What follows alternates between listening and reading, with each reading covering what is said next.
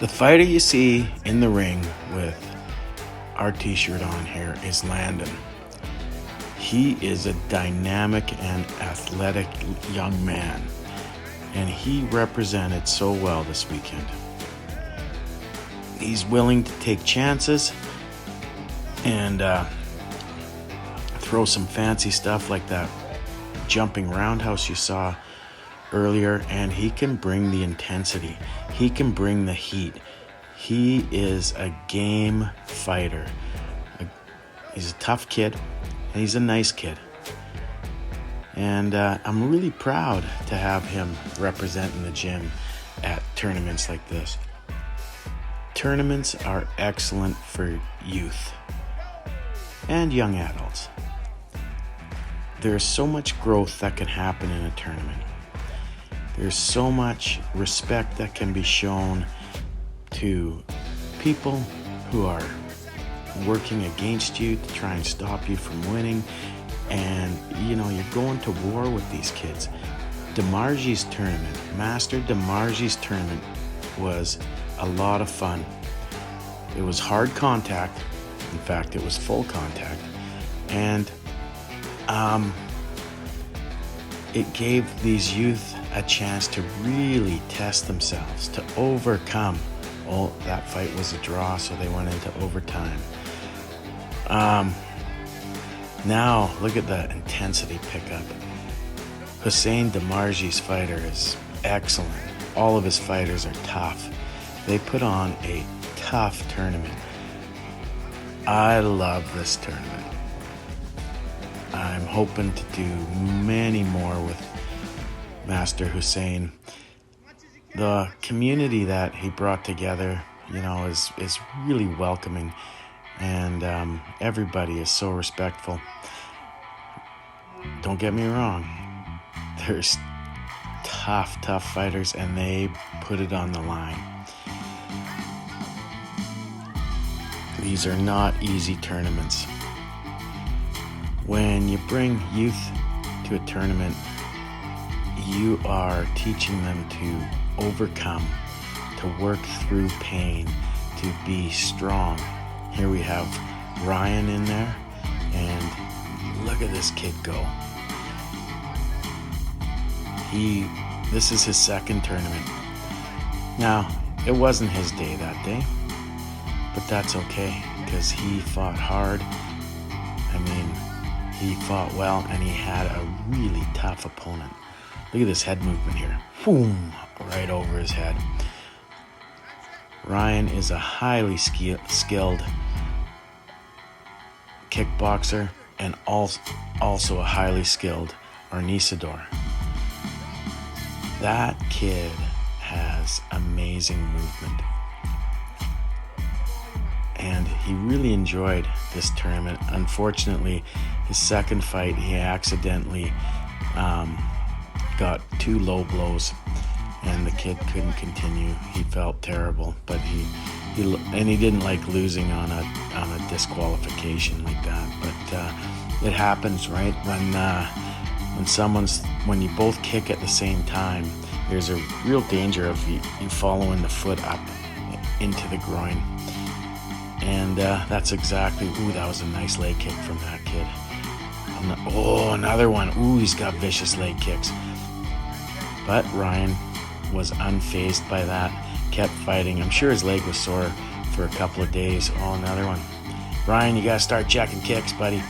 Anyway, that's probably what I was yelling at him from the corner. There's 2 things. I never yell anything negative about the opponent, and because these are kids, I often encourage the children who are fighting against my fighters, because we're just here to learn.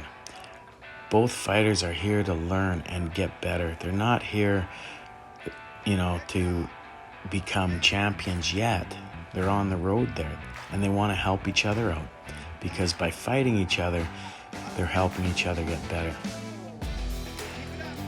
So this is Mac here. Mac is an up and coming scrapper. He is amazing. Now he's ready to start getting into full contact. And well, I mean, here he was, full contact. But it was funny. After he was done fighting, he's like, "Can I kick harder?" Because he was still holding back. Which, it's amazing. But anyway, Mac is highly talented, and he's only been with me for a short period of time, but he has an amazing future in Muay Thai. I think he's been with me for just over a year, and he's already, doing really well in these continuous tournaments. There is a lot of stress to stepping in the ring. You can be hurt, you can be embarrassed, you can be overwhelmed, there's emotions. It is incredibly brave to do this. Not everybody gets to experience this, and not everybody gets to overcome what you have to overcome to be a fighter. There's fear, there's stress, there's pain, there's tears sometimes. And sometimes there's just so much emotion welled up inside you when you step into that ring that it is hard to understand even how these kids go through that, and adults. But they do, and they love it. You should see the smiles after. Oh, there was that low blow that finished the fight. Now, this was Eli's first tournament, and he was extremely overmatched by this guy, but that happens sometimes, and this is part of overcoming. This is part of just proving that even though you're getting smashed, you can still fight. Now, I don't think this was a really fun experience for Eli, but it is something that happens when you're a fighter. The ring is a place where you can have a great time, or you can have a really bad time sometimes. Now, this is Gage. Gage is one of the most talented 10-year-old fighters I have. He can throw down and fight. Him and his, gym friend, one of his really good friends. They have some of the best matches in my gym. Unfortunately, Ben has a different sporting event that he had to be at, but he would have been here in this ring if he could have. But we'll see him another time. Right now, let's look at Gage. Let's look at this guy. What a fighter. Both of them, excellent fighters, just giving her. Now, if this is what these kids are doing at 10, wait till you see them at 15 if they keep it up. Wait till you see them at 20 if they keep it up. These are future champions here if they stick to it, if they don't get bored. But that's the thing with teaching kids. You cannot expect them not to find other interests. You give them an interest, you open up an interest for them to do, and some of them will stay at it for a lifetime. Others will move on and find different passions, and that's the way it should be. I hate it when coaches try to manipulate students into staying, even though they're growing into other interests. Encourage them to do swimming, encourage them to do hockey, whatever they love. It's not your job to keep them. It's your job to present them something that they might fall in love with and stick to. I sure hope these guys stick to this because, wow, they're good. They're good. So, they're just grinding it out. Like, look at this. These little kids can fight. I feel sorry for any bully that picks on one of these kids in the playground. That might be the end of that bully's desire to pick on kids, because wow, these kids can fight. And here we go, Gage with the victory. That was I was glad I wasn't the judge on that fight, because that was a tough one to judge because they both were so good. Same with this one. Look at these guys. They are putting on a show. And the fights were all exciting. You know, these weren't no contact touch fights. And let's talk about that for a minute. Now, what the tournaments we go to are called light contact, but they are not light contact. They are medium contact at the very best. I have seen some of the stupidest things in martial arts, but probably the dumbest thing I ever saw was no contact, punching in the air in front of each other. This is ridiculous, especially if you're telling those kids that they know how to fight, because the first time they get touched in the face after not being punched in the face ever, they will fall like a house of cards, because you have to learn to overcome pain. You have to feel pain to overcome pain. Now, I'm not talking about injury here, because injuries are pretty rare, but pain is a part of this sport. And that's not a terrible thing, because in life you will find pain. If a child is taught to overcome, they will be able to overcome not just physical pain, but emotional pain. They will not fold at the first trauma they face. These kids are physically tough and emotionally tough. And that is why I love this kind of martial art, because it gives that to children.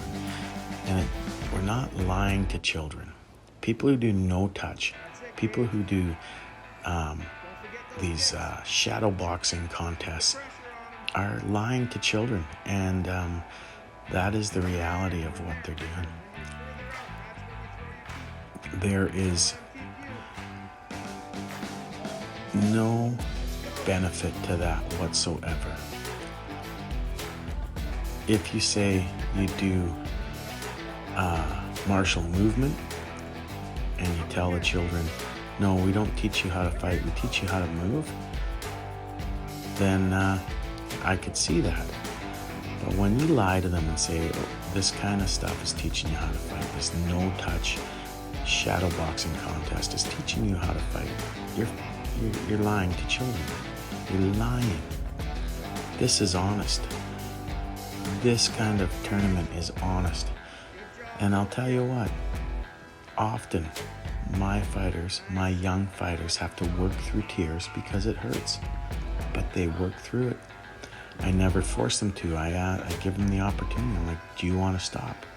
And if they say, and they have before, if they say they want to stop, then I support them in that, because they know how it feels for them. They know that maybe they have to go back and train a little harder for the next time. And that's okay, you know, because we're not there to force them to be uncomfortable, to be hurt. You know, if it's too much for them, there's no shame in that, because you never know until you try it. And if it doesn't feel right for the kid, it's my job as a coach to make sure that that kid is safe and feels cared for, more than it's my job to push them to fight in spite of getting beat up. So there's a lot to this. And the most important thing when you're coaching children in this kind of competition is to take care of their self-esteem. That is number one, because if they go out of there with lower self-esteem than what they came in with, you have to work to fix that. You cannot leave them hanging like that.